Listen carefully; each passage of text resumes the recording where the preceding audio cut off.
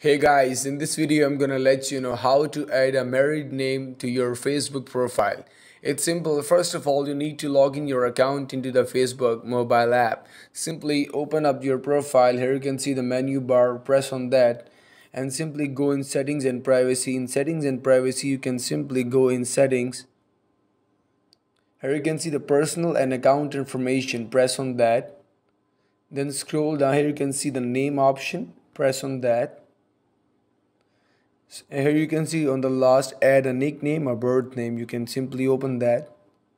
Then simply press in the front arrow to the nickname. Here you can see the option of married name. Then simply add the married name and then press on save. Now you are able to add married name to your Facebook profile. I hope this video is beneficial for you. If you like our video, don't forget to like, share and subscribe our channel. Thank you so much.